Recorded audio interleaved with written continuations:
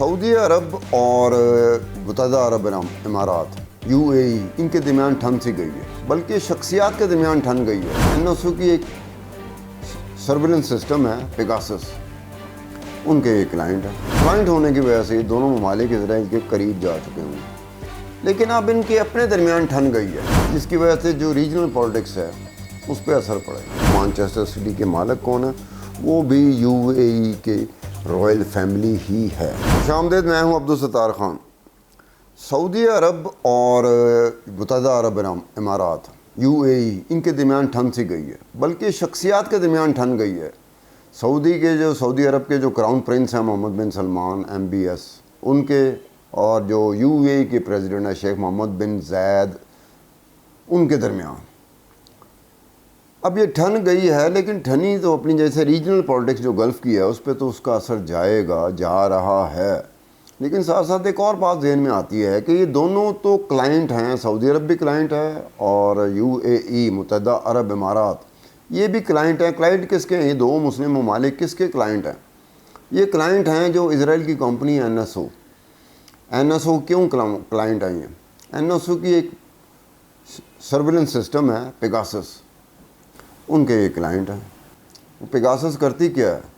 वो surveillance system है क्या? उसकी वजह से ना आपका मोबाइल, ना आपका व्हाट्सएप, ना आपका ज़ूम वो महफूज नहीं रहता। अगर टारगेट आप हो गए हो तो उस कॉन्ट्रैक्ट की वजह से, क्लाइंट होने की वजह से दोनों ममालिक इसराइल के करीब जा चुके होंगे। लेकिन अब इनके अपने दरमियान ठन गई है। अपने दरमियान ज़ाती शख्सियात के दरमियान जो ज़ाती मामलात नहीं होते हैं उसमें कुछ दराड़ आई लगती है, जिसका इजहार मुख्तलिफ़ ज़राए से होता रहता है। कभी वेस्टर्न मीडिया कह रहा होता है, कभी खुद रॉयल फैमिलीज़ की तरफ से कोई ना कोई बात आई थी, कहीं किसी ना किसी जगह पर कुछ ऑफिशल्स होते हैं, दोनों ममालिक के ऑफिशल्स होते हैं, कोई ना कोई ऐसी बात कर देते हैं जिससे पता लगता है कि इनके दरमियान अब ठन सी गई है, जिसकी वजह से जो रीजनल पॉलिटिक्स है उस पर असर पड़ेगा। अब क्या है कि मोहम्मद बिन सलमान एक ऐसा सऊदी अरब का एक ऐसा प्रिंस आया है, पहला प्रिंस है जो कि जिसके होते हुए किंग की ज़रूरत नहीं है। वो कहते हैं क्राउन प्रिंस के होते हुए किसी किंग की ज़रूरत नहीं है, पहला मौका है। वो कुछ ऐसे इक़दाम कर रहा है, पिछले काफ़ी अरसे से कर रहा है, जो सऊदी अरब में पहले नहीं हुए। बहुत सारी चीज़ें हैं जिसे सऊदी अरब पहले से मुख्तलिफ होता हुआ नज़र आ रहा है। अब पहले से मुख्तलिफ होता हुआ नज़र आने के साथ साथ ये भी हो रहा है कि वो रीजनल जो सबसे ज़्यादा करीबी जो मुत्तहिदा अरब इमारात थे उनसे भी दूरी होती हुई नज़र आ रही है। सऊदी अरब के मोहम्मद बिन सलमान साहब, क्राउन प्रिंस साहब, ये कहते हैं, इन्होंने कहा है जो सऊदी अरब की कंपनीज़ हैं जिनका रीजनल हेडकोार्टर मुत्तहिदा अरब इमारात में था, उनको शिफ्ट कर रहे हैं सऊदी अरब में।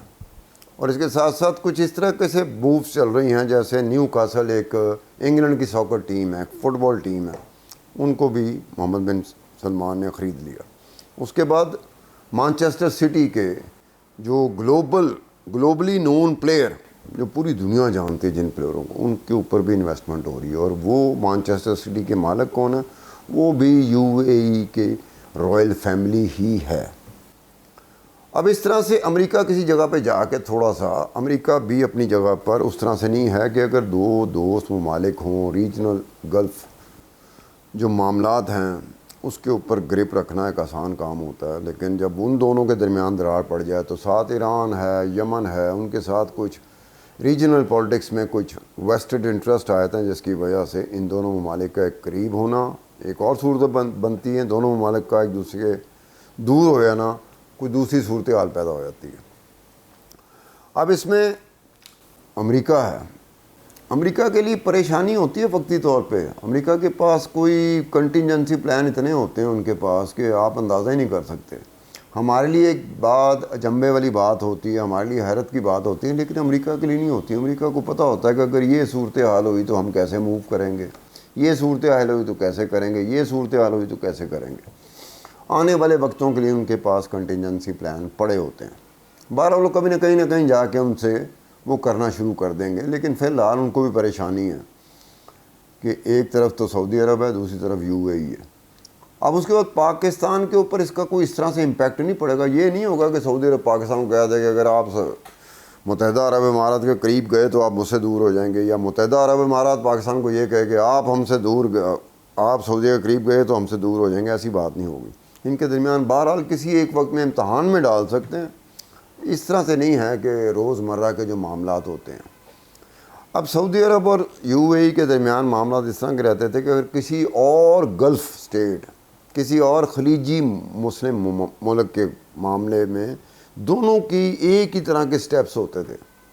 قطر سے اپنے آپ کو دور کر لو، کر لیتے تھے، کویت سے اپنے آپ کو دور کر لو، کر لیتے تھے جب ان کا دل چاہتا تھا۔ لیکن اب کسی بھی گلف سٹیٹ سے دونوں ممالک اس طرح سے نہیں نپٹ سکیں گے جس طرح سے پہلے نپٹتے ہوئے ہیں۔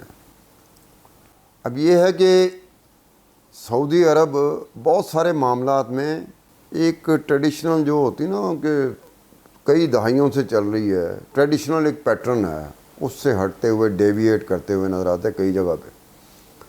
سعودی عرب نے ایک سعودی ریس کروائی، سعودی کپ کروایا، دنیا میں سب سے جو کاسٹلیئر، مہنگا ترین کپ وہ سعودی عرب میں ہوا۔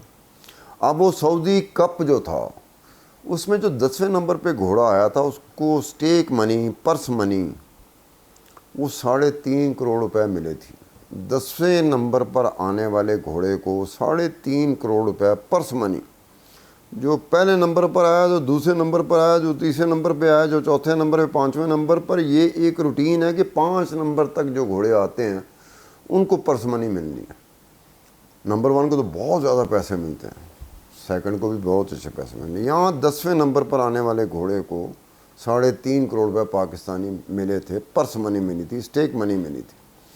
تو سعودی عرب بہت ساری چیزوں سے ڈیویٹ کرتا ہوا جا رہا ہے۔ اگر ویسٹ میں یا امریکہ میں سعودی عرب کے ریسنٹ جو ماضی قریب میں جو تبدیلیاں آئی ہیں ان کی پالیسیز میں، اگر ان کو خوشی بھی ہوئی ہے تو تھوڑے سے وہ بھی پریشان ہیں کہ کہیں یہ نہ ہو کہ بہت ہی زیادہ یہ اس لیول پہ چلے جائیں جس لیول پہ امریکہ کی ہمیشہ سے پالیسی رہی ہے ہر ایک کے بارے میں، کہ وہ ایک لمٹ ہوتی ہے اس کی، وہ لمٹ تک ہی اسی کو پسند بھی کرتے ہیں، لیکن وہ لمٹ سے اوپر جانا شروع کر دیں تو بڑی عجیب سی صورتحال ہوتی، جیسے عراق کے ساتھ ہوئی، جیسے صدام حسین کے ساتھ ہوئی، کہ ایک وقت میں یہ تھا کہ صدام حسین اور عراق ایسے ہی لگتا تھا کہ جیسے امریکہ جو کہہ رہا وہ کر رہے ہیں، لیکن پھر وقت بدلتا رہا، پھر صدام بھی بدلتا رہا، عراق بھی بدلتا رہا، پھر وہ وقت آیا کہ امریکہ کو کافی نقصان اٹھانا پڑا، ہر وجہ سے نقصان اٹھانا پڑا۔